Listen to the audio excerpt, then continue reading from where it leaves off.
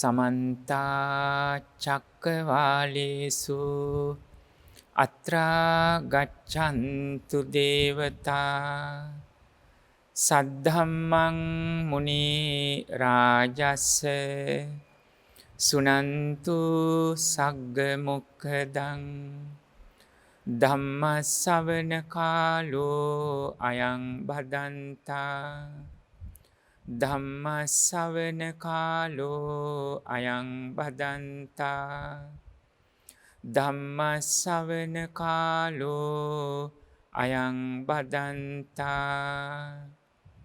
නමෝ තස්ස භගවතෝ අරහතෝ සම්මා සම්බුද්දස්ස නමෝ තස්ස භගවතෝ අරහතෝ සම්මා සම්බුද්දස්ස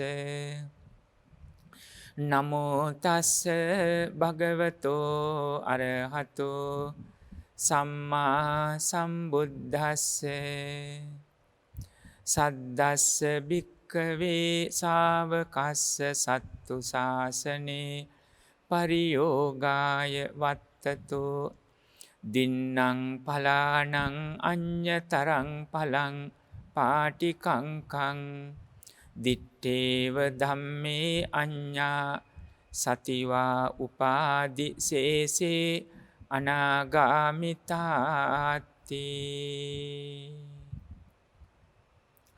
තුනුරුවන් සතු අනන්ත අසිරිමත් වූ ගුණානුභාවයෙන්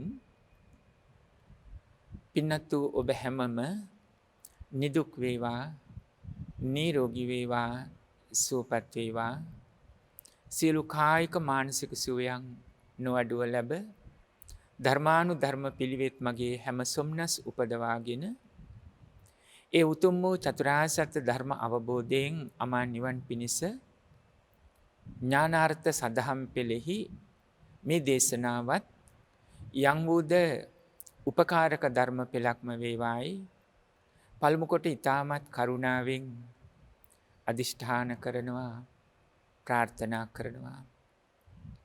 පින්වත්නි අද ඔබට පෙන්눔 කරන්න බලාපොරොත්තු වෙන්නේ නිරන්තරයෙන්ම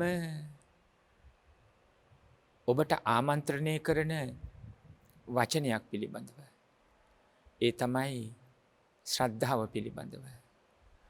ශ්‍රද්ධාව පිළිබඳව ඔබට අදහසක් ඉදිරිපත් කරලා ඒ ශ්‍රද්ධාව සද්ධානුසාරී ධම්මානුසාරී කියන වදන් පෙළ ඔස්සේ නිවන අරමුණු කරන ආකාරය පෙන්වා දෙන්නයි බලාපොරොත්තු වෙන්නේ. පින්වත්නි ශ්‍රද්ධාව ඉන්ද්‍රිය ධර්මයක්. ශ්‍රද්ධා වීරිය සති සමාධි ප්‍රඥා. ඒ වගේම ශ්‍රද්ධාව සංසාර ගමනේට යහපත පිණිස හේතු වන උපකාරක ධර්මයක්. සද්ධා බන්ධති පාතේයං. මේ සසර ගමනට උපකාරක ධර්මයක් හැටියට පිහිට වෙන අදහසක් මේ ශ්‍රද්ධාව තුළ තිබෙනවා. මූලික වශයෙන් ඔබෙන් ප්‍රශ්න කළොත් ශ්‍රද්ධාව නම් කුමක්ද කියලා සද්දෝ හෝති සද්ධාති තථාගතස්ස බෝධින් ඉතිපිසෝ භගවා අරහං ආදී වශයෙන් ඒ භාග්‍යවතුන් වහන්සේගේ බෝධිය කෙරෙහි එනම් අවබෝධයේ චතුරාර්ය සත්‍ය ධර්ම අවබෝධය නම් වූ ඥානය පිළිබඳව තමා විසින් ඇති කරගන්නා වූ ඥාන ශක්තිය ශ්‍රද්ධාව ගුණ දැන පහදිනවා කියලා යයි සඳහන් කළේ එයයි. ඒ ගුණය දැන පහදීමේ ඥාන ශක්තියක් බවට පත් කර ගැනීම අවශ්‍යයි. ඒ වෙනුවෙන් ඉතිපිසෝ භගවා අරහං ආදී වශයෙන් බුදුගුණ සාම්ප්‍රදායිකව ඔබට කටපාඩමේ පවත්නා ඒ උතුම් ගාථා රත්නයම උපකාර කරගන්න පුළුවන්. පින්වත්නි හැබෑවටම මේ දක්වන ඉතිපිසෝ භගවා අරහං ආදී ගාථා ධර්මයේ අඩංගු නවරහාදී බුදුගුණ එකද එක බුදුගුණයක් බැගින් මෙනෙහි කොට භාවනා කර්මස්ථානයක් හැටියට සිහිපත් කළොත් සමතයෙන් අපි ආරම්භ කළත් බුදුගුණ මෙනෙහි කරලා පැහැදීම් ගුණයක් හැටියට කෙලෙස් යටපත් කිරීමෙන් ආරම්භ කරලා යටපත් වුණු කෙලෙස් නිසා ඒ අරමුණෙහි ලෝභ දෝෂ මෝහ ආදී ආශ්‍රව ධර්ම කෙලෙස් යටපත් වෙනකොට ඒ තුලින් විදර්ශනාවට හරව ගන්න පහසුයි පින්වත්නි. ඒ තමයි කළ යුතු වෙන්නේ. ඕනම මඩ වතුරක් මඩ ගොහරුවක් නමුත් පින්වත්නි හිරු පායාගෙන එනකොට පෑදුනොත් උඩින් බැලුවම පත්ල පෙනෙන තරමට පිරිසිදු වුණොත් එය පානය කරන තරමට පිරිසිදු ජලාශයක් වතුර පොදක් බවට පත් වෙන්න පුළුවනි. ඒ වගේ අපේ සිත ශ්‍රද්ධා ගුණයෙන් පැහැදීම් ගුණයේ ලක්ෂණය ඇති වෙනකොට එය ධර්මයේ දැකීමේ මෙතන ධර්මයේ anu ඒ අරමුණේ ලෝභ දෝෂ මෝහ යටපත් කරලා බලවත් ලෙස යටපත් කරලා වික්ඛම්බන වශයෙන් සමුච්ඡේද වශයෙන් අනුසය ධර්මයන්ගේ පටන් එනම් බලවත් ලෙස යටපත්ව පවතින කාමරාගානුසය පටන් ඒ සමස්තය වශයෙන් කියන්නේ තණ්හානුසය කියලා ඒ බලවත් ලෙස යටපත් වෙලා පවතින කෙලෙස් පවා සංසිඳවන්න අවස්ථාව විදර්ශනාවට සම්මා ප්‍රඥාවට සම්මා දිට්ඨියට යොමු කරගන්නට පුළුවන්. ඒ නිසා ශ්‍රද්ධාව ඊටාම බලගත් ධර්මයක්.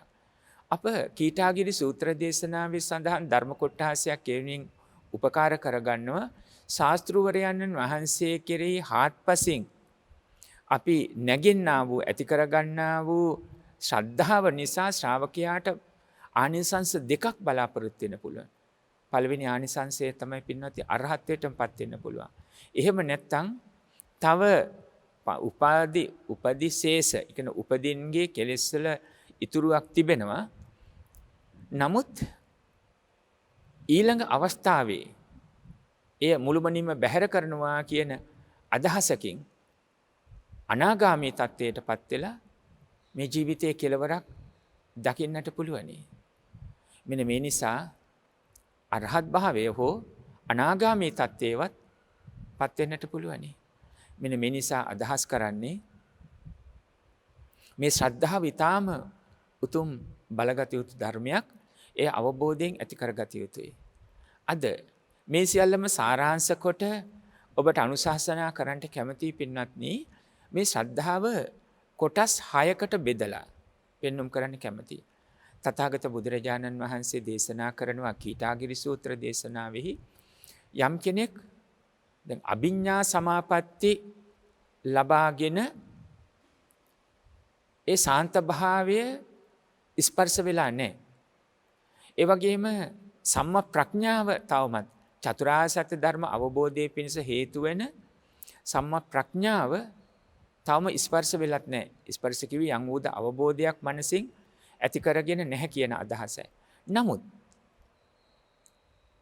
තථාගත බුදුරජාණන් වහන්සේ කෙරෙහි මාත්‍ර වූ ප්‍රේමයක් මාත්‍රෝ කියන්නේ ස්වල්ප මාත්‍ර කියන අදහස ඒ ස්වල්පයක් නමුත් අවබෝධයෙන් යුක්තව පින්වත්නි ස්වල්පයක් නමුත් අවබෝධයෙන් යුක්තව ඇති කරගත්තොත් ඒක දියුණු කරගන්න පුළුවන්. යම් කෙනෙකුට ශ්‍රද්ධාව තිබෙනවා කියලා ධම්මකට යොමු කරගන්න අවශ්‍ය නිසා පමණයි පෙන්눔 කරන්නේ. නිරන්තරයෙන් වැඳගෙනමයි ඉන්නේ. වන්දනා කරනකොටත් පසඟ පිහිටුවල නිරන්තරයෙන් වන්දනා කරනවා. අර මතු පිටින් බාහිර ක්‍රියාකාරකම් ශ්‍රද්ධාවෙහි බාහිර ආටෝප ලක්ෂණ ලෙස පෙනෙනවා. හැබැයි ශ්‍රද්ධාව ඥාන ශක්තියක් හැටියට දියුණු කරගන්න තැනකට ඇවිල්ලාද කියලා තමාම ප්‍රශ්න කරගන්න ඕනේ. වඳින පුදන ඉරියව් ආකාරයේ ලීලාව කතා බහ සිතුවිලි අර ලක්ෂණ තුල පෙනෙනවා. හැබැයි ඒවා ඒ පුද්ගලයන් මට රැඳිලා තිබෙනවා. තථාගත බුදුරජාණන් වහන්සේ කෙරේ මේ ශ්‍රද්ධා ගුණය හැබෑවට ඇති වෙන්න ඕනේ. නමුත් අපි යම් තැනක බුදුරජාණන් වහන්සේගේ ශාසනයෙහි යම් පුද්ගලයන් කෙරේ යම් අවස්ථාවන් කෙරේ තමන්ට තිබෙන දැන හිතවත්කම් අනුව තමන් ඒ ටික තේරුම් ගත්තේ නැතුණත් තමන්ට තිබෙන ලාභ ප්‍රයෝජන අනුව මේවා මිල මුදල්ම නොවෙන්න පුළුවන්. කීර්ති ප්‍රශංසා හිතවත්කම් ආදී වශයෙන් වෙන්න පුළුවන්.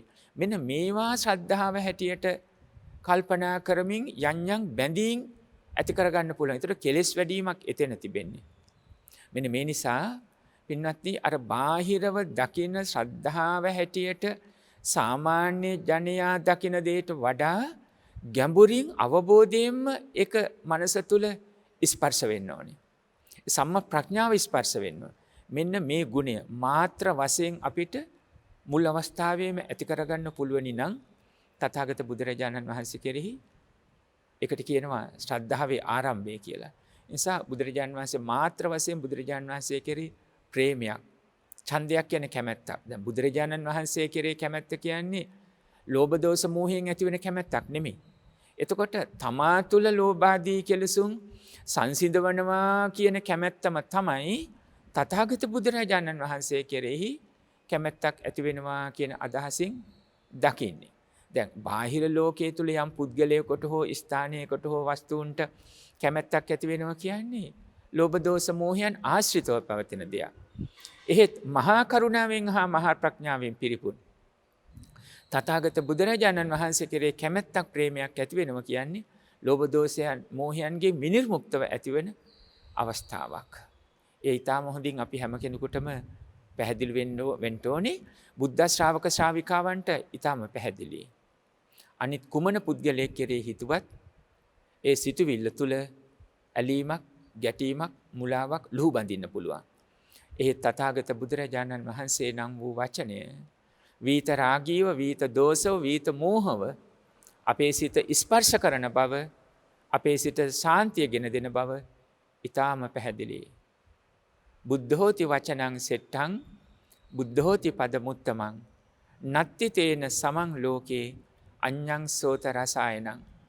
ඒ මනා වූ පැහැදීමත් එක්ක බුද්ධ නම් වූ වචනය සම්මා ප්‍රඥාවිනුත් යම් වූද ආකාරයකින් ස්පර්ශ වේගෙන එනවනම් පින්වත්නි බුද්ධ නම් වූ වචනය තරම් ශ්‍රේෂ්ඨ තවත් පදයක් උතුම් පදයක් නැති තරම් අඤ්ඤං සෝත රසායන නත්ති ලෝකය අඤ්ඤං සෝත රසායන.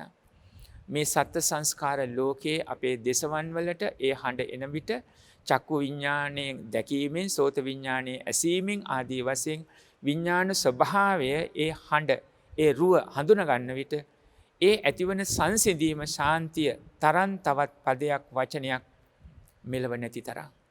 ඒ බුද්ධ ශ්‍රාවකයෙකුට හැබැයි අවබෝධයෙන් යුක්තව ටිකෙන් ටික නමුත් මාත්‍ර වශයෙන් පැහැදීමක් ඇති කර ගැනීමෙන් ඇතිවෙන්නා වූ ස්වභාවය සඳහන් කළේ. පින්වත්නි ඒ ඔස්සේ මාත්‍ර වශයෙන් හෝ ප්‍රේමයක්, ශ්‍රද්ධාවක් තථාගත බුදුරජාණන් වහන්සේ කෙරේ ඇති කරගෙන අපිට පුළුවනි ඊළඟට කල්යාණ මිත්‍ර සම්පත්තියක් ඇති කරගන්න පුළුවනි. කල්යාණ මිත්‍ර සම්පත්තියත් ඇති කරගෙන හුදෙකලාවෙන්න කැමැත්තක් ඇති වෙන්න ඕනේ. දැන් හුදෙකලා වෙනවා කියනකොටම ඔබට හිතෙන්නේ පුද්ගලයන්ගෙන් බැහැරව එක්ක කැලයක්. එහෙම නැත්නම් පාවිච්චි කරන වචනේ ආරණ්‍යයක්. එහෙම නැත්නම් ගහක් මුලක්. ඔව් ඒව වචනයත් එක්කම ඒ අදහසයි.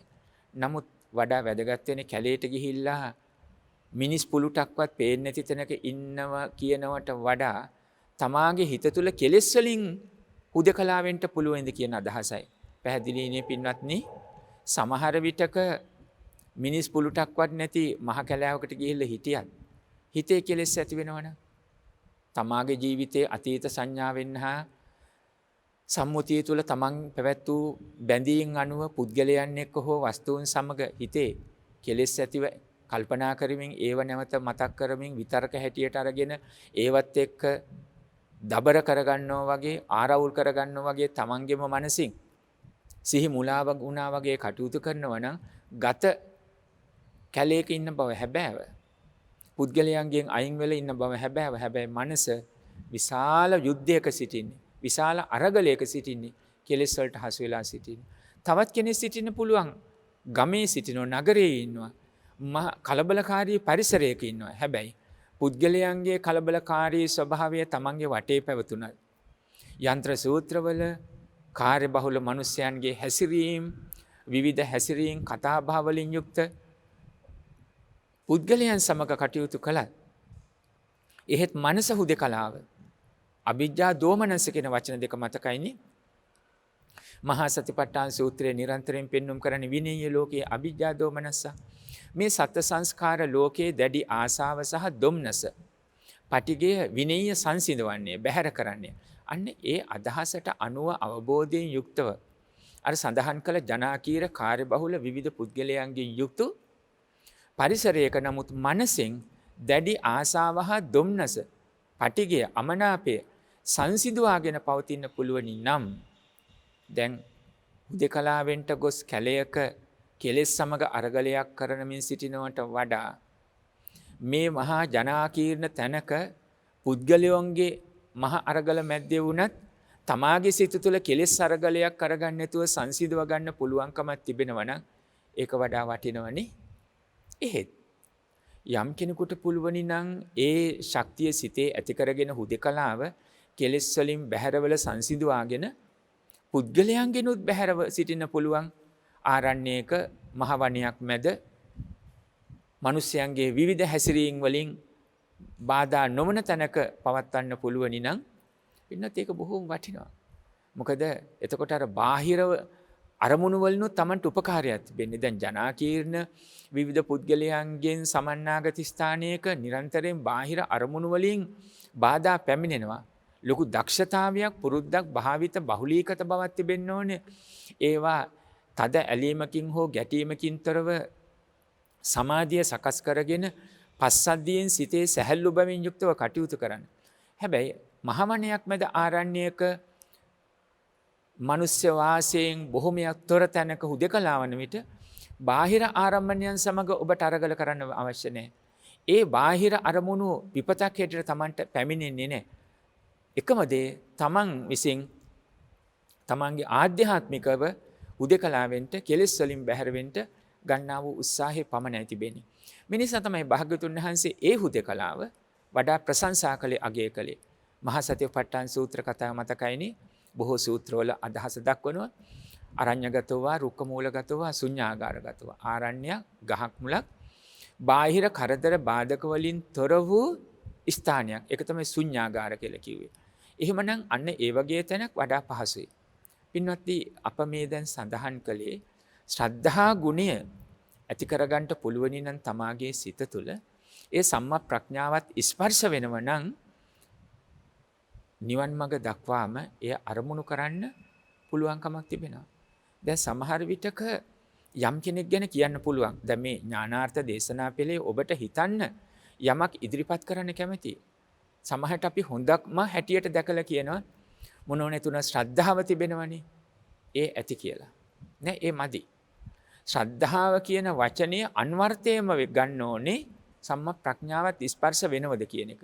නමුත් අර ශ්‍රද්ධාව තියෙනවා ඇති වෙන මොනෝ නැතුණත් කමක් නැහැ කියලා කියන්නේ සම්මා ප්‍රඥාවේ අදහසක් නැතුව. වඳිනවා, පුදනවා, තුනුරුවන්ට ලෙන්ගතුයි, දන් දෙනවා. සිත, කය, වචනේ කියන පෙනෙන ආකාරයෙන් මනාව වූ සංවරයක් ඇතිව කටයුතු කරනවා.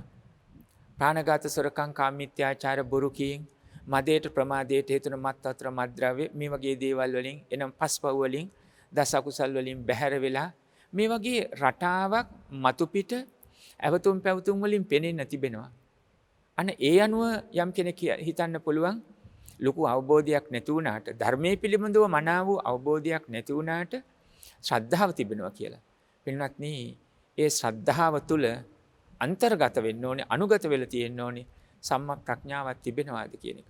දැන් අර ගැටලුවක් නැතුව ශ්‍රද්ධාවෙන් වඳිනවා, පුදනවා, පස්පව් වලින් බැහැර වෙලා සිටිනවා කියන එක එවැනි අයෙක් තුළ යම් අරමුණකට මුහුණ පානකොට අපි හිතමු සම්මතයේ තුළ හෝ අකමැති අරමුණක්. එයා හිතන විදියට යම් කෙනෙක් දොස් කිව්වා, නපුරු වචනෙන් බැන වැදුනා. එයාට ලැබෙන්න තියෙන දෙයක් තව කෙනෙක් ගත්තා. එහෙම නැත්නම් එයාට සම්බන්ධ දරුවෙක් හෝ පවුලේ ආදරණීය කෙනෙකුට ඇතිවෙච්ච ගැටලුවක් ඉදිරියේ. එයාට පේනවා තව කෙනෙක් මේක වැරද්දක් කරනවා කියලා. අන්න එවැනි අවස්ථාවකදී මේ සදහැවතා ශ්‍රද්ධාවන්තයා කියලා අපි මෙපමණ කාලයක් ආමන්ත්‍රණය කළ අය තුල ඇතිවන ආධ්‍යාත්මික අභ්‍යන්තර ප්‍රතිචාරය කුමක්ද එයට? ඒ ප්‍රතිචාරය දැන් සරල වචනෙන් ගත්තොත් අෂ්ටලෝක ධර්මයේ කම්පා නොවන අකම්පිත බවක් ඇති වෙලා තිබෙනවද? ධර්මානුකූල විසඳුම් හොයන්න ඕනේ. පවත්නා ස්වභාවය අනුව රටේ ලෝකේ නීතිය අනුව ඒ Tamanට වෙන වැරැද්දට Taman අකමැති දෙයකට මුහුණ පාන විට Tamanට යහපතක් අවශ්‍ය නම් සම්මතයේ අනුව අර මුලින් සඳහන් කළා වගේ රටේ ලෝකේ නීතියක් තියෙනවා. හික්මීමෙන් සාමකාමීව ගුණගරුකව සත්පුරුෂ මිනිසයන් හැටියට ඒ දේ ක්‍රියා කරන්න පුළුවන්. ඒ දේ සිද්ධ කරන්න පුළුවන්. නමුත් එයින් බැහැරව ගොස් ඇලීමක්, ගැටීමක්, සඳු දබර කර ගැනීමක්, හඬා වැළපීමක්, අමනාපයටපත් වීමක් එහෙම සිද්ධ වෙනවද? යම් විටක මේක බාහිර ලෝකයෙන් බාහිර අරමුණුත් එක්ක දැක්කේ නැති වුණත් තමාගේම ආධ්‍යාත්මය තුලින් තමන්ට දැක ගන්න පුළුවනිද කියලා ඒක තමන්ට වැටහෙන්න ඕනේ. පින්වත්නි, මෙවැනි අවස්ථාවන් වල තථාගත බුදුරජාණන් වහන්සේ දේශනා කළ වචන තුනක් තිබෙනවා. එය මතු කරගන්න ඕනේ. ඒ තමයි අප්පමත්තා, ආතාපිනෝ පහිතත්තා. ලෝභ දෝෂ මෝහ බැහැර කරමින් සංසිඳවමින් අරමුණු දැක ගැනීම. මේක විදර්ශනාව. මේ ප්‍රතිපදා මාර්ගය තුල සකස් වීම. දුක්ඛ සමුදය නිරෝධ මාර්ග නම් වූ චතුරාර්ය සත්‍ය ධර්ම අවබෝධය නම් වූ ප්‍රතිපදා මාර්ගය තුල තවත් ආකාරයෙන් සඳහන් කළොත් අරියෝ අට්ටංගිකෝ මග්ගෝ ආරෂ්ඨාංග මාර්ගය නම් වූ බ්‍රහ්මචාරී ප්‍රතිපදාව අනුගමනය කිරීම. ඒ අප්‍රමාද. අපමත්තා අප්‍රමාදී වූ කෙනෙක්ද? ඒ මඟට යමුණු කෙනෙක්ද? ආතාපිනෝ කෙලස් තවන වීරින් යුක්ත කෙනෙක්ද? දැන් ලාභ අයස නින්දා ප්‍රශංසා සැප දුක් මේවා ඉදිරියේ අකම්පිත වීම යනු ලාභයේදී තෘෂ්ණාවෙන් උදන් වීමත් අලාභයේදී පටිගෙන් ද්වේෂයෙන් ගැටීමත් මේ දෙකෙන් තොරව විදර්ශනාවට අනුව හේතුන් ප්‍රත්‍ය කරගෙන සකස් වූ සැපද දුක්ද හේතුන් ප්‍රත්‍ය කරගෙන අනුව සකස් වූ ලාභයේද අලාභයේද යසද අයසද නින්දාවද ප්‍රශංසාවද මෙන්න මේ සියල්ල අවබෝධ කරගෙන සම්මතිය තුල අවශ්‍ය තැන දැන් අලාභ අයස නින්දා දුක් මේ තැන්වලදී සම්මතයේ තුල Tamanට කටයුතු කරන්න පුළුවන්. දැන් රෝගී වෙනකොට බෙහෙත් කරනවා. නින්දා කරනකොට තමා තුළ වැරද්දක් නැතිනම් සත්පුරුෂෝ කියා දෙනවා. බොහෝ තැනක ධර්මයේ නිස්සද්දතාවය මතුකොට දැක්වුවා. තමා නිවැරදි නම් නිස්සද්දව සිටින නමුත් අවස්ථා 3 වෙනකොට 3 වෙනි අවස්ථාවේදී තමා පිරිසිදු වීම පිණිස වෝදානයේ පිණිස අර චෝදනා කරන අයට හිතේ තරහවකින් තොරව දැන් මෙතන තමයි ශ්‍රද්ධාවේ ප්‍රඥාව ස්පර්ශ වූ තැන. හිතේ ගැටීමකින් තොරව Taman නිවැරදි කියලා අවංකවම පෙන්වා දෙන්න පුළුවන්. එය පිළිගත්තද නැද්ද කියන එක තමාගේ හිතේ ගැටීමක් ඇති කරගන්න අවශ්‍ය නැහැ ධර්මයේ තුල. නමුත් Tamanට පෙන්වා දෙන්න පුළුවන්.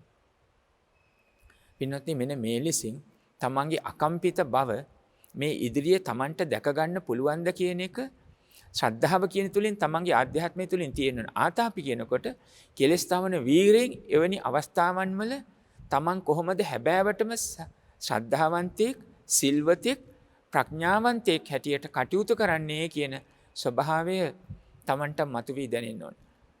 ගෙදරින් අයට මම මෙහෙමයි කියලා කියාමින් යනවට වඩා එයාට වැටහි හුස්ම පටන් ඒ අය හඳුන ගන්න නිසා ඔබේ හිතුවිලි ක්‍රියාකාරකම් gedara සමීපම සිටින අය හඳුන ගන්නවා. දෙමව්පියෝ දරුවෝ සාමි භාර්යා සොහිර සොහිරියන් පටන්. කෙලස් තවන වීරයෙන් ඒ වගේම පහිතත්ත කියලා කියන්නේ නිවන් පිණිස මෙහෙ වූ සිත් ඇති.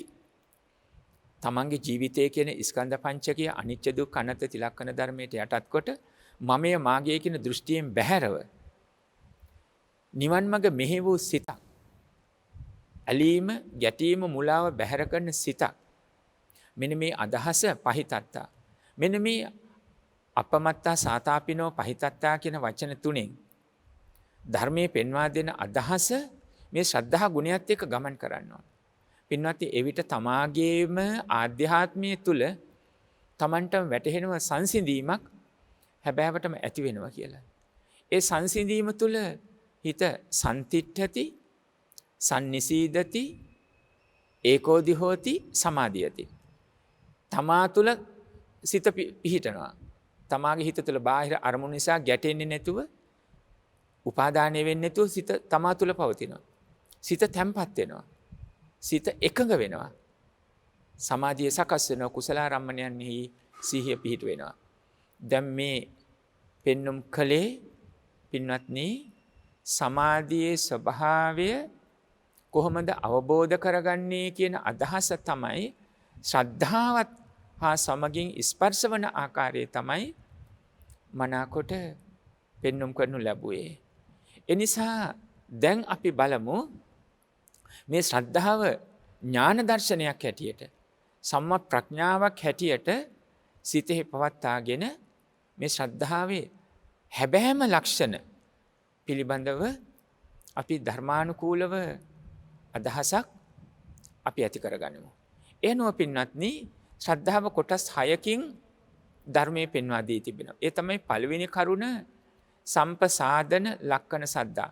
කොටස් 6කින් පෙන්වුම් කරනවා සම්පසාදන ලක්කන සද්ධා, සම්පක්ඛන්දන ලක්කන සද්දා, සද්ධාන ලක්කන සද්දා, ඔකප්පන සද්දා, ආගම සද්ධා, අධිගම සද්ධා වශයෙන්.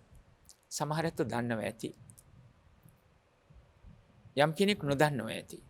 නැවතත් අපි පෙන්වුම් කරනවා මෙය නවාංග සාත්‍රු ශාසනය තුල පෙන්වුම් කරන සුත්ත ගෙය්‍ය වෙය්‍යාකන උදාන ඉතිවුත්තක ජාතක අභූත ධම්ම වේදල්ල ආදී වශයෙන් මේ ශාසන ප්‍රතිපදා මාර්ගයේහි ආරෂ්ඨාංග මාර්ගය අනුගමනය කරන බ්‍රහ්මචර්යා මාර්ගයේදී පින්වත්නි මේ දහම් කරුණු දැන සිටීම පිළිබඳව මාර්ගයට ඊටම පහසුයි. සියුම් ලෙස හෝ කෙලෙස් වලට හසු වෙන තියෙන අවස්ථාව බැහැර වෙලා යනවා. ඔබ අප සියලු දෙනාම වෛද්‍යවරු නොවනට හැබැයි එදිනෙදා ලෙඩ දුක් පිළිබඳව සරලව සඳහන් කළොත් වර්තමානයේ අපේ ලංකාවේ පවතින මේ දිනවල කොරෝනා උදුර ලෝකයේ පුරාම කොරෝනාම් පවතින ඩෙන්ගු උදුර කොරෝනා ආදී වශයෙන් ඒ පිළිබඳව යම් වූද දැනුමක් අවබෝධයක් අපිට පවතිනවා නම් එයින් ආරක්ෂා වීම වඩා හොඳයි මාර්ගය තුල දුක් විඳින්න නැතුව.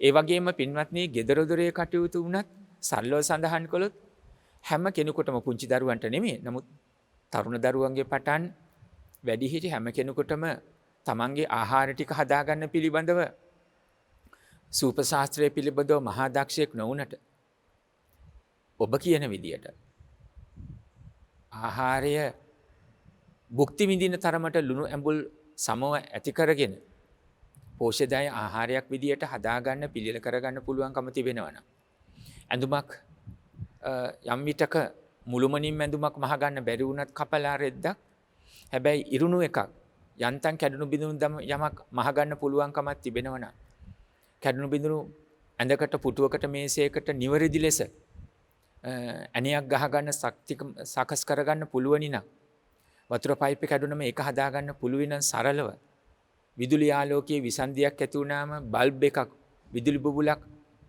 ඒ ගෙවි ගියාම අකර්මණ්‍ය වුණාම පිච්චිලා ගියාම නිවැරදි විදියට වයර් රමුණ ගන්න පුළුවන්කමක් තිබෙනවා නම් දැන් මේ විදිහට හිතලා බලන්න ඒ කොයිතරම් පහසුද මොනතරම් පහසුද ඒ වගේ තමයි ධර්මයේ පිළිබඳව මේ සඳහන් කළේ වචනයෙන් අපි ශ්‍රද්ධාවන්තයි කියලා අර හැමදාම නිරන්තරයෙන් සාම්ප්‍රදායික වචනේ තුල පිහිටා සිටීමට වඩා ඒ ශ්‍රද්ධාව පැහැදිලි කළා සම්මා ප්‍රඥාවත් ස්පර්ශ කරගෙන අකම්පිතව ඔබට වැටහෙන විදියට අෂ්ටලෝක ධර්මයේ කම්පා වෙන්නේ නැතුව මේ කම්පා වෙන්නේ නැති කියන බලෙන් හිතේ තද කරගෙන හිතේ හඟවගෙන ඉඳලා මම දැන් හොඳයි මම දැන් නොදැක්ක වගේ ඉන්නවා ඒ ගැන කතා කරන්නේ කියලා ඔබ එවනේ එසේ සිටින ආකාරයක් ගැන නෙමෙයි විදර්ශනා උපේක්ෂාව සම්මා ප්‍රඥාව සපදු දෙකම අවස්ථා දෙකම හේතුඵල ධම දැකගෙන සමසිතින් තමා දැක ගැනීමේ නුවණ ඥාන ශක්තිය අන්න ඒ අදහස තමයි පෙන්눔 කළේ. පින්නත් අන්න ඒ ආකාරයෙන් ලක්ෂණ ඇති කරගෙන මේ ශ්‍රද්ධාව පිළිබඳව නිවැරදි ආකාරයක් දැන් අපි මේ වෙලාවේ සඳහන් කළා වගේ 6 ආකාරයෙන් දැකගත්තම අපේ ගමන පහසුයි. නැත්නම් සමහර තැන් වරදිනවා. සමහර තැන් වරදිලා ආපස්සට යන්න පුළුවන්. කෙලෙස් වලට හසු වෙන්න පුළුවන්. කෙලෙස් වලට හසු වෙලා වරද්දගෙන ශ්‍රද්ධාවටත් ප්‍රඥාවටත් පාඩු කරගෙන සෝතාපන්න නොවුනොත් ඕනම කෙනෙක් ආපසු අනිත් පැත්තට හැරෙන්න පුළුවන්. සතර පායට වැටෙන්න පුළුවන්. සංසාර ගමනේ කෙලෙස් වලින් බැඳ තබන දසඤ්ඤෝජන 10න් සක්කාය දිට්ඨි විචිකිච්ඡා සීලබ්බත පරාමාස කියන පළමු 3 සංයෝජන 3 මුළුමනින් බැහැර කිරීමෙන් තමයි සෝතාපන්න වෙන්නේ. එතකොට එවැනි සෝතාපන්න නොවුණු කෙනෙක් මොනතරම් හඳුන්වගෙන හිටියත් මම ශ්‍රද්ධාවන්තයි මම ප්‍රඥාවන්තයි කියලා සතර පායට වැටෙන තැනකටම සිත වෙනස් වෙන්න පුළුවන්. මිත්‍යා දෘෂ්ටියට වැටෙන්න පුළුවන්. එහෙම වැටිලා තියෙනවා.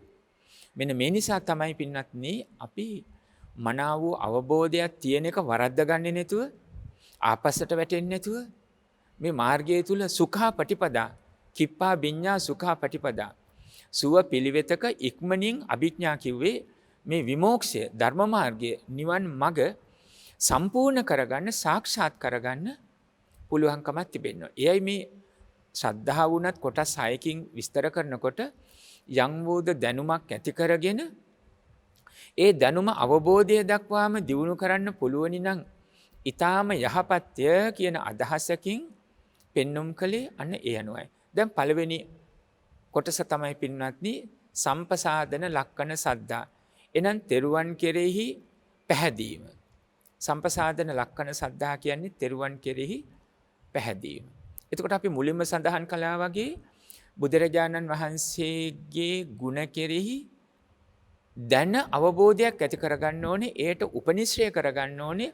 උපකාර කරගන්න ඕනේ. ඉතිපිසෝ භගවා අරහං ආදී වශයෙන් ඒ බුදු ගුණ අපට උපකාර කරගන්න පුළුවන්. දැන් එක බුදු ගුණය විස්තර කරන්න මේ වෙලාවේ බලාපොරොත්තු වෙන්නේ. ඔබ තම නැනපමණින් ඒ විමසලා බලන්න. හැබැයි පොතේ අපේ තරුණ දරුවෝ අපේ විභාග වලට සිටින දරුවෝ ගැන කිව්වොත් පාසල් දරුවෝ විභාගයට පෙනී සිටින බුදු ගුණ වල තේරුම කටපාඩම් කරගත්තා කියන තැනකට වඩා ඉහළට එන්න ඕනේ. ඒකෙන් අදහස් කරේ විභාගයට පාඩම් කරන දරුවෝ ඔක්කොම විභාගයට පමණයි සූදානම් වෙන්නේ කියන අදහස නෙමෙයි. බෝධිසත්ත්ව ගුණ ඇති දරුවෝ විභාගයට ඉගෙන ගත්ත දේ ජීවිතයේ පුරාවටම ඒ ගුණයට අන්තර්ගතව පුරුදු කරගන්නත් ශ්‍රද්ධාවේ හැබෑම ලක්ෂණයට එන්නත් එහෙම දරුවොත් ඉන්න පුළුවන්. නැතුව නෙමෙයි කලාතුරකින් නමුත් එවැනි බොහෝ දරුවෝ සිටින්නත් පුළුවන්. හොඳයි පින්වත්නි දන්නා බුදු ගුණ එකින් එක බුදුරජාන් වහන්සේ කෙරෙහි පැහැදීම් ගුණය ඇති කරගන්න වගේම තමාගේම ඥාන ශක්තියක් විදර්ශනාවට ලං වෙන ආකාරයෙන් පාත්ව ගන්නත් පුළුවන්කම තිබෙනවා. දැන් කෙටියෙන් සඳහන් කළොත් බුදුරජාණන් වහන්සේ සංසාර ගමනේ ඇති භයානක බව නුවණින් දැකලා සියලු ආශ්‍රව ධර්ම බැහැර කළා. බුදුරජාණන් වහන්සේ කෙරෙහි පහදිනවා.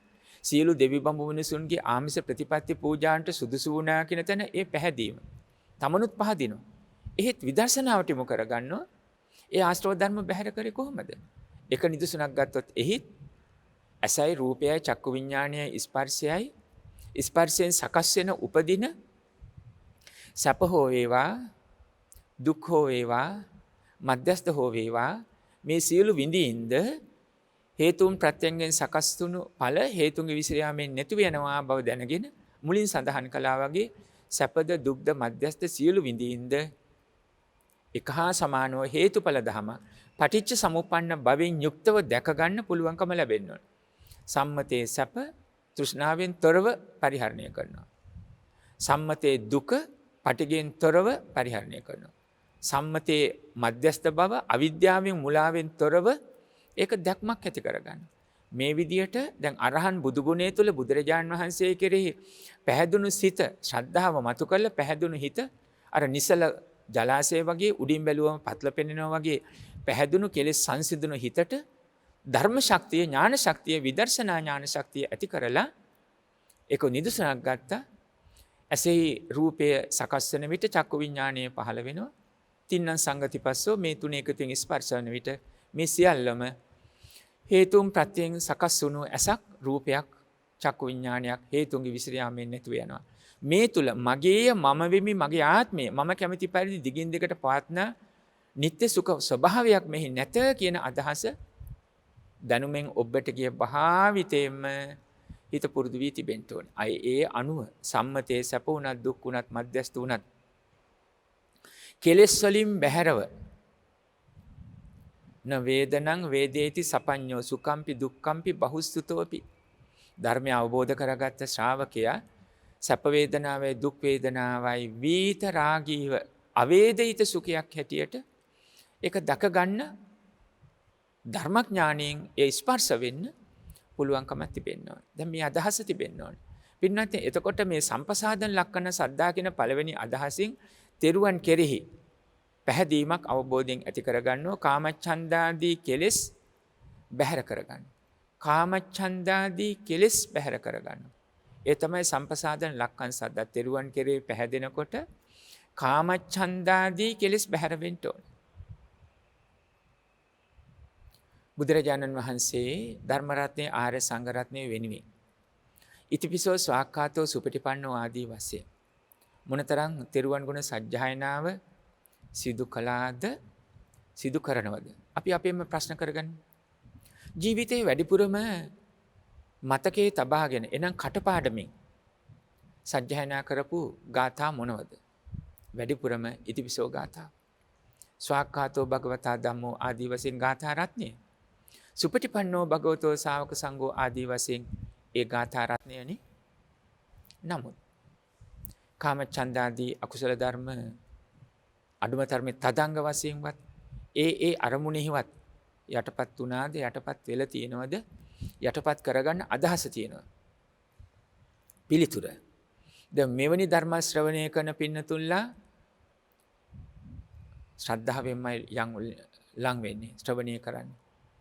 අපි මේ විස්තර කරමින් වැඩ සිටින ගැඹුරු ශ්‍රද්ධාව නැති වුණත් ඒත් යම් වූද ශ්‍රද්ධාවක් තිබෙනවා. අන්න ඒ ඇත්තන්ට අර මේ ගාථා රත්න සජ්ජායනා කරනවා වගේම ඒ ගාථාවල සඳහන් බුදු ගුණ, සදහම් ගුණ, ආර්ය සංඝ රත්නයේ ගුණ කියන 24ක් සූවිසි ගුණ පිළිබඳව යම් වූද ආකාරයෙන් තමන්ගේ ප්‍රතිපදා මාර්ගයට එකතු කර ගැනීමේ හැකියාවක් තිබෙනවා.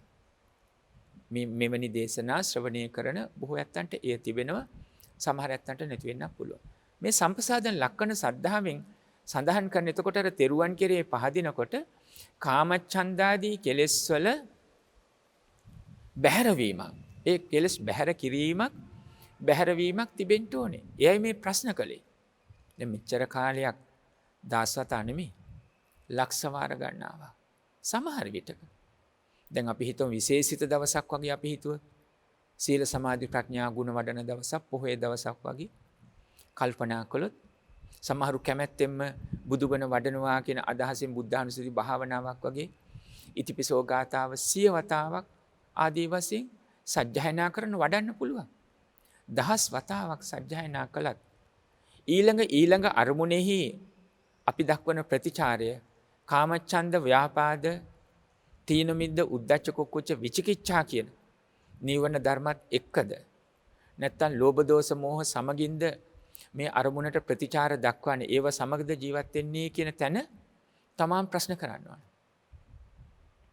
බුදුරජාණන් වහන්සේ දේශනා කළා ඒ කීටාගිරි සූත්‍ර දේශනාව. නුඹලාට එක විටම රහත් වෙන්නේයි මා අනුශාසනා නොකරමි. නමුත් අනුක්‍රමයෙන් අනුපුබ්බ සික්ඛා, අනුපුබ්බ කිරියා, අනුපුබ්බ පටිපදා මාර්ගයේ අනුව ඔබ එසේ කළ යුතුයි භාග්‍යවතුන් වහන්සේ පෙන්වුම් කළා. පින්වත්නි, ඒ අනුව අපිට ටිකින් ටික බුදුගුණ මෙනෙහි කරන ගමන් ඉතිපිසෝ භගවා අරහං ආදී වශයෙන් අවබෝධයෙන් ස්වාක්ඛාතෝ භගවතා ධම්මෝ සම්දිට්ඨිකෝ ශ්‍රී සද්ධර්මයේ ගුණ අවබෝධයෙන් සිහිපත් කරන ගමන්, මෙතන සිහිපත් කරනවා කියන්නේ පින්වත්නි මනසානුපෙක්කිතා දිට්ඨියා සුප්පටිවිද්දා. අනුස්සති ධර්මයක් හැටියට තමාගේ සිත තුළ වැඩෙන්න ඕනි, කෙලෙස් බැහැර වෙන්න ඕනි.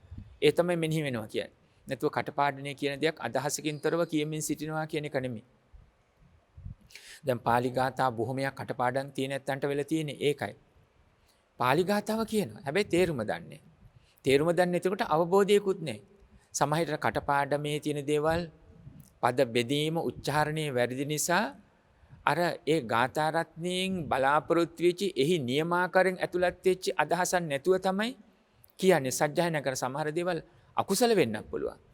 ඒ පාලි වචනයේ නිවැරදි ලෙස උච්චාරණය නොවුනොත් අකුසල වෙන්නත් පුළුවන් පින්නත්. දැන් ওই මච්ඡා කියන වචන දෙක. එක වචනයක් මාළුව, අනිත් වචනය මිනිස්සු, සත්වයෝ. දැන් වරද්ද ගත්තොත් එහෙම පින්නත්නි ඒ දේ වෙන්න පුළුවන්. වත්ත වගේ. එකක් වස්ත්‍රය, අනිත් එක මුහුණ. දැන් එක අකුරේ මා ප්‍රාණ දන්තජ අකුරු දෙකේ අතරින් තමයි වෙනස. ඉතින් තේරුම දන්නේ නැති එක්කෙනා සාමාන්‍ය විදියට උච්චාරණ කළ යුතු අකුර මහ ප්‍රාණ අකුරක් හැට උච්චාරණය කළොත් සම්පූර්ණයෙන්ම වැරදි අදහසක්, විකෘති වූ අදහසක් එන්න පුළුවන්. මේ නිසා තමයි දැන් කටපාඩමේ බොහෝ කෙනෙකුට තිබුණට දැන් පිරිස් සූත්‍රවලත් වගේ තේරුම අදහස දැනගත්තේ නැත්නම් අර ගුණය ධර්මයේ උගන්නන වැඩිම වෙන්නේ නැහැ. දිට්ඨියා සුප්පටි විද්‍යා කියන සම්මා ප්‍රඥාව කියන එක ස්පර්ශ වෙන්නේ නැහැ. දැන් මේ දේශනා පෙළෙහි පින්වත්නි ඥානාර්ථ වැඩසටහන හැටියට, ධර්ම දේශනා පෙළ හැටියට මේ ඥාණයෙන්, ධර්මඥාණයෙන්, විදර්ශනා ඥාණයෙන් යුක්තව මෙනෙහි කරන්නේ මේ තරම් සරලව එකද එක කරුණක් නමුත් විග්‍රහ කරන්නේ. අනේ නිසා දැන් මේ සම්ප්‍රසාදන ලක්ෂණ එක ශ්‍රද්ධාවයි තාම මේ විස්තර කරමින් වැඩ සිටින්නේ. තෙරුවන් ගුණ දැනගන්න ඕනේ, දැනගත්ත තෙරුවන් ගැන පහදින්න ඕනේ, පැහැදිනකොට සිද්ධ වෙන්න ඕනේ දේ කුමක්ද? කාමච්ඡන්දාදී කෙලෙස් වල බැහැරවීමක් තිබෙන්න ඕනේ. ඒට නිදසුනක් දක්වලා තියෙනවා පින්වත්නි. සක්විති රජතුමා ළඟ උදක ප්‍රසාද නමින් මාණික්කයක් තියෙනවා කියන. ඕනෑම බොර වූ ජලාශයකට මේ උදක ප්‍රසාද මාණික්කය දැම්මොත් කුමක්ද සිද්ධ වෙන්නේ? ඒ මඩ සහිත මඩ ගොහුරින් පිරි ජලාශය පෑදිලා උඩින් බැලුවම පත්ල පෙනෙනවා කියන ස්වභාවයට වගේ පෑදෙන්නට පටන් ගන්නවා. අන්නේ වගේ. හැබෑවටම තෙරුවන් ගුණයෙහි පැහැදුනා නම් කාමච්ඡන්දාදී අකුසල ධර්ම තමාගේ අරමුණු තුලින් බැහැර වෙලා ඒ සිත නිවර්දි මඟක දැක ගන්න පුළුවන්කම ලැබෙන්න ඕනේ. දැන් බොර ජලාශයේ පෑදුනා තමන්ගේ මුහුණත් පේන ඕනනම් බැලුවම පැන් පොදක් පානීය කරන්න පුළුවනි. තමාගේ සිත දැන් සාන්තයි. ඒ අරමුණෙහි රාගයෙන්, ද්වේෂයෙන්, මෝහයෙන් විනිර්මුක්ත වෙලා තිබෙන්නේ කුමක්ද සිද්ධ කරන්න ඕනේ? හේතුඵල ධම දකිමු. භාග්‍යවතුන් වහන්සේ දේශනා කළේ කුමක්ද? බුදුරජාණන් වහන්සේ දැක ගන්න නම් ඔබට මතකයි. මතක් කරන්න. යෝ ධම්මං පස්සති සෝමං පස්සති. යෝ පටිච්ච සමුප්පාදං පස්සති සෝ ධම්මං පස්සති. යම් කෙනෙක් ධර්මය දකිනවද භාග්‍යවතුන් වහන්සේ දකින්නේය. එතකොට කුමක්ද ධර්මය කියන්නේ? යෝ පටිච්ච සමුප්පාදං පස්සති. යම් කෙනෙක් පටිච්ච සමුප්පාද ධර්මය දැකීම යනු අවබෝධ කරගන්නේද හිතම ධර්මයේ දකින්න. අන්න ඒ ධර්මයේ දැකීම තථාගත බුදුරජාණන් වහන්සේ දැක ගැනීමක් වෙනවා. එහෙමනම් තුනුරුවන් කෙරේ පහදිනවා කියන තැනක සිද්ධ වෙන්න ඕනේ. තමාගේ සිත සාන්ත ස්වභාවයට පත් වෙනකොට කාමච්ඡන්දාදී අකුසල ධර්ම දැන් ඒ කෙලෙස් බැහැර වෙනවා. අපි හිතුව අනුක්‍රමයෙන් තදංග වශයෙන් යටපත් වෙනවා. ඒ වගේම උග්ඝහ නිමිත්ත, පටිභාග නිමිත්ත කියන තැන්වල පින්වත්නි ඒක සකස් වෙන විට අපි හඳුන්වන්නේ උපචාර සමාධියක් කියලා. අන්න ඒ වගේ අවස්ථාවන් වලදී තමාට දැන් පුළුවන්කම ලැබෙන්න ඕනේ මේ පටිච්චසමුප්පාද ධර්මයෙන් යම් දැක්මක් ඇති කරගන්න. ඉති ඉමස්මින් සති ඉදං හෝති ඉමස්මින් අසති ඉදං නොහෝති. ඉමස්ස උපාදා ඉදං උපජ්ජති ඉමස්ස නිරෝධා ඉදං නිරුද්ධති. දැන් භාවනා කර්මස්ථානයක් වගේ ඔබට මේ මතකයේ තියෙන්න ඕනේ. එතකොට හැම සංකතයක් කෙරෙහිම ඒ ධම තමයි දකින්නේ. උපාද තිතිබංග කියන හට අරගෙන බිඳී නැතිව යනවා කියන අදහස පණ ඇති මේ සියලු වස්තු හඳුන්වන්නේ සංකත කියලා. එතකොට ඒ හැම සංකත වස්තුවකම ලක්ෂණය උපාද තිතිබංග හට අරගෙන බිඳී නැතිව යනවා. ඒ පටිච්ච සමුප්පන්න වශයෙන් ගත්තොත් ඒ තමයි ඉති ඉමස්මින් සති ඉදං හෝති. මේ හේතු පවතිනකොට මේ ඵලය සකස් වෙනවා. ඉමස්මින් අසති ඉදං නොහෝති. මේ හේතුන්ගේ විසිර යාම සමගින් මේ ඵලයක් නැති වෙලා යනවා. ඉමස්ස උපාදා ඉදං උපජ්ජති. මේ හේතු උපදිනකොට මේ ඵලය හටගත්තා. ඉමස්ස නිරෝධා ඉදං නිරුද්ධති. ඒ හේතුන්ගෙන් සකස් කළ දීපු ඵලය නැති වෙලා යනකොට එයත් විසිරලා යනවා. ඉමස්ස නිරෝධා ඉදං නිරුද්ධති. හේතුත් නැති වෙලා යනකොට විසිරලා යනකොට ඵලයත් නැති වෙලා යනවා. නිරෝධයටපත් වෙනවා, නිරුද්ධ වෙනවා. මෙන්න මේ අවබෝධය දැක ගන්න, ඇති කරගන්න පුළුවන්කමක් තිබෙනවා. ඒ තමයි ධර්මය, විදර්ශනා ධර්ම, චතුරාර්ය සත්‍ය ධර්ම අවබෝධයේ නිවන් මඟ, ප්‍රතිපදා මාර්ගය. එය තථාගත බුදුරජාණන් වහන්සේ දුටුවා බවට පත් වෙනවා.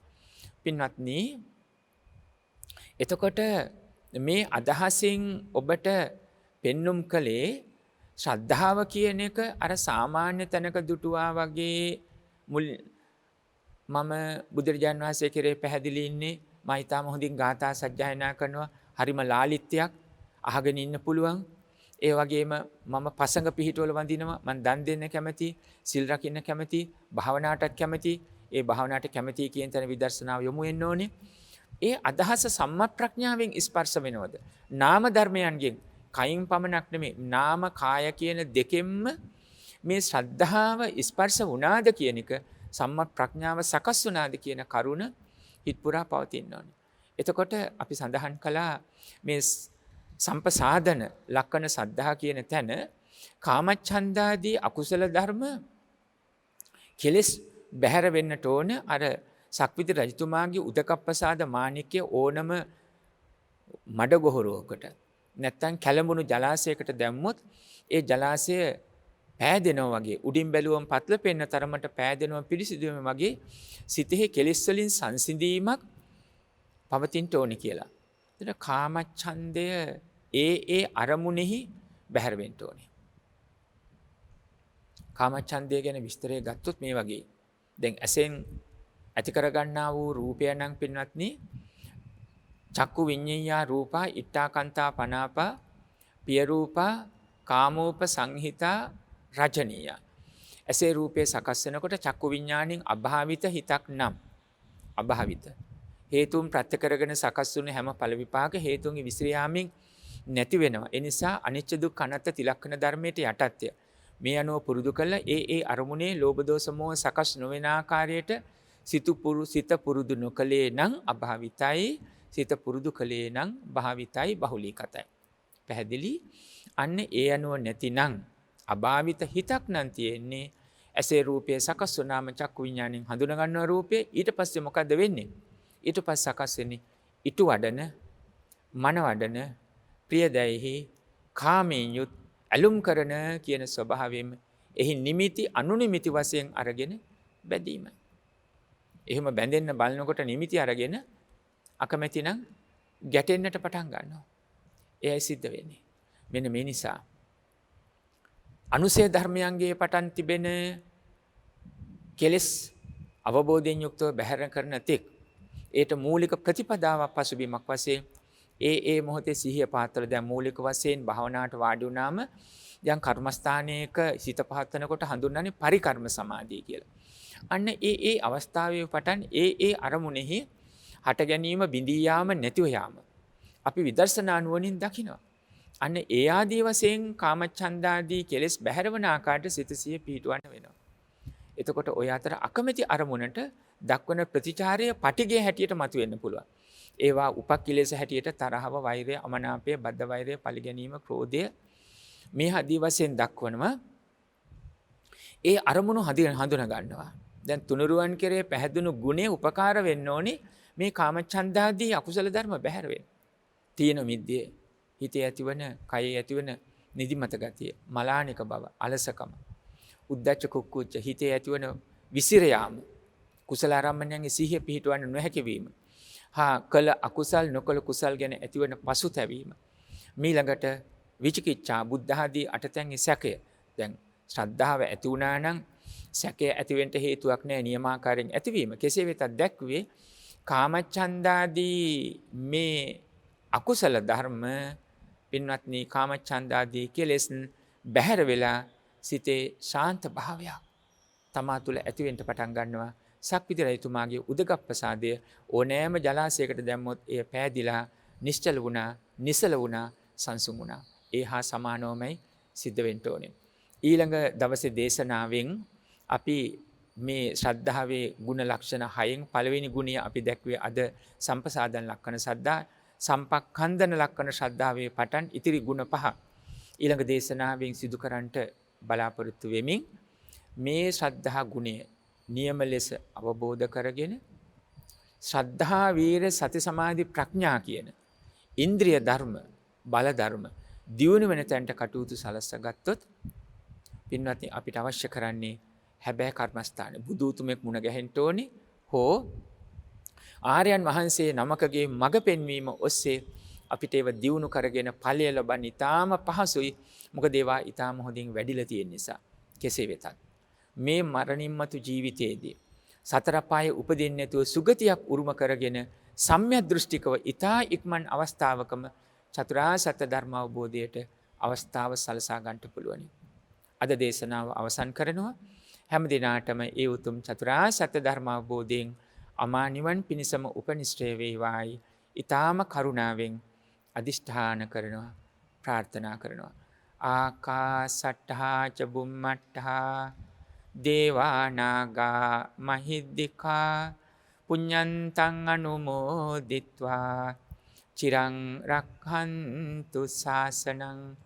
ආකාසට්ඨා ච බුම්මට්ඨා දේවා නාග මහිද්దికා පුඤ්ඤන්තං අනුමෝදිත්වා චිරං රක්ඛන්තු දේශනං ආකාසට්ඨා ච බුම්මට්ඨා දේවා නාග මහිද්దికා පුඤ්ඤන්තං අනුමෝදිත්වා චිරං රක්ඛන්තු ලෝක සාසනං.